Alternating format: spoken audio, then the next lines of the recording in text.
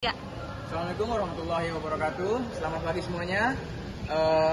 Saya Benuki Widianto dari kelompok 1 ingin mempresentasikan materi proses manajemen strategi. Oke. Yang pertama langsung ke materi yang pertama, ada tinjauan proses manajemen strategik. Proses manajemen strategik adalah pendekatan sistematis dalam manajemen untuk memastikan pencapaian tujuan organisasi secara berkelanjutan. Terdapat 3 elemen utama dalam manajemen strategik. Yang pertama, analisis strategik. Yang kedua ada pilihan strategik. Yang ketiga ada implementasi strategi. Lalu ada 4 unsur dasar yang terdapat dalam proses manajemen strategik. Yang pertama, evaluasi lingkungan. Yang kedua, formulasi strategi. Yang ketiga, ada implementasi strategi. Yang keempat ada evaluasi dan pengendalian. Nah, selanjutnya ada tahapan, proses, dan komponen manajemen strategi. Yang pertama ada tahapan manajemen strategi, yaitu menetapkan visi organisasi, menentukan tujuan dan strategi pencapaiannya. Yang kedua ada pengetahuan dan menganalisis informasi, yaitu menyesuaikan strategi dengan kondisi lingkungan. Yang ketiga ada merumuskan strategi, yaitu menyesuaikan strategi dengan sumber daya yang dimiliki. Yang keempat ada menetapkan strategi, yaitu mengimplementasi strategi yang telah dirancang. Nah, yang kelima ada melakukan evaluasi dan pengawasan, yaitu memastikan efektivitas strategi dan melakukan perbaikan jika diperlukan. Nah, yang selanjutnya ada elemen dasar proses manajemen strategi. Yang pertama ada purpose, yaitu visi, misi, dan nilai-nilai sebagai panduan organisasi. Yang kedua ada formula, yaitu perencanaan strategi berdasarkan sumber daya dan kondisi pasar. Yang ketiga ada instrumen, yaitu pelaksanaan strategi dan alokasi sumber daya. Yang keempat ada monitor dan evaluate, yaitu evaluasi strategi untuk memastikan pencapaian tujuan.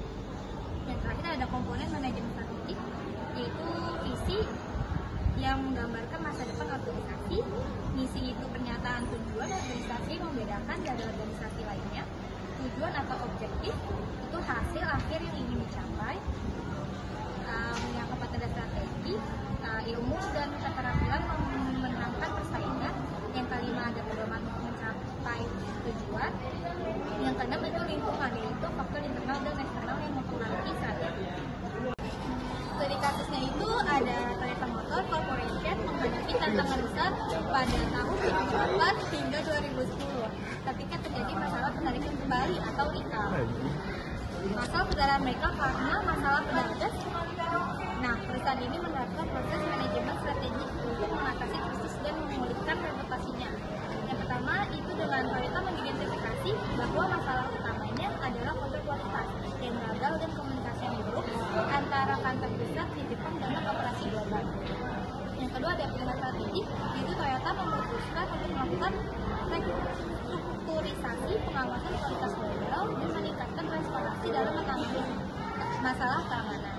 Yang ketiga ada implementasi strategi, yaitu perusahaan membentuk komite keamanan global, memperbaiki sistem pelaporan masalah dan meningkatkan pelatihan karyawan dengan standar kualitas.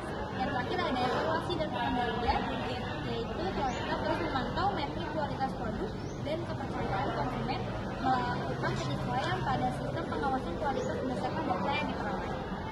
Nah, dari langkah-langkah tersebut hasilnya Toyota berhasil memulihkan reputasinya dan kembali menjadi salah satu produsen mobil terkemuka di dunia dengan fokus membuat pada kualitas dan keamanan. Yaitu ada konsep MSDM. Manajemen adalah alat atau proses untuk mencapai tujuan organisasi. Sejarah menunjukkan bahwa manajemen telah diterapkan sejak zaman peradaban kuno, seperti pembangunan tembok besar Tiongkok, Candi Borobudur, dan piramida Mesir. Seiring perkembangan waktu, teori manajemen pun mengalami evolusi sebagai respon terhadap kemajuan teknologi dan tantangan zaman. Selanjutnya yaitu evolusi teori manajemen dibagi 4. Teori manajemen klasik, teori hubungan manusia, teori manajemen kuantitatif, dan teori manajemen modern. Oke, selanjutnya yaitu evolusi teori manajemen terbagi menjadi 4. Yang pertama yaitu teori manajemen klasik, fokus pada efisiensi kerja dan pembagian tugas antara manajemen dan pekerja. Tokohnya yaitu Frederick W. Taylor, itu manajemen ilmiah, dan Harry Fayol, teori prinsip manajemen, dan Max Weber yaitu teori birokrasi. Selanjutnya yaitu teori hubungan manusia, yaitu menekankan pentingnya faktor sosial dan psikologis dalam meningkatkan produktivitas kerja. Tokohnya yaitu Elton Mayo, teori efek Hawthorne. Selanjutnya yaitu Abraham Maslow dengan teori hierarki kebutuhan. Selanjutnya yaitu Douglas MacGregor dengan teori X dan Y. Selanjutnya yaitu teori manajemen modern, menggabungkan berbagai pendekatan dalam negeri dalam teori manajemen seperti teori proses, sistem, kontingensi, dan manajemen strategik. Selanjutnya yang terakhir yaitu teori manajemen kuantitatif, menggunakan pendekatan matematis dan teknologi informasi dalam pengambilan keputusan manajerial. Tokohnya yaitu von Neumann dengan teori permainan. Selanjutnya yaitu William Cooper dan Abraham Charnes dengan programan linear dan analisis data. Ada studi kasus transformasi Google melalui penerapan teori manajemen modern. Google sekarang di bawah perusahaan induk Alphabet menunjukkan evaluasi penerapan teori manajemen dalam praktik bisnisnya. Transformasi Google dari startup menjadi konglomerat teknologi global mengilustrasikan bagaimana perusahaan dapat berhasil membangun berbagai teori manajemen untuk membangun keunggulan kompetitif berkelanjutan. Yang pertama ada penerapan teori klasik. Pada awal perkembangannya, Google memiliki struktur organisasi yang jelas dengan pembagian tugas yang spesifik antara tim teknis dan bisnis, mencerminkan prinsip-prinsip manajemen klasik.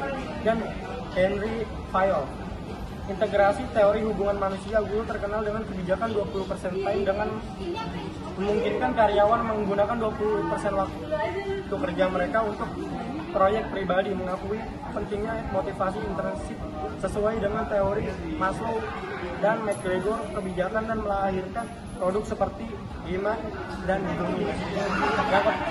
Jika ada implementasi teori kuantitatif, Google yang mengandalkan data dan analisis kuantitatif dalam pengambilan keputusan termasuk dalam pengembangan algoritma pencapaian dan iklan yang mencerminkan pendekatan manajemen kuantitatif.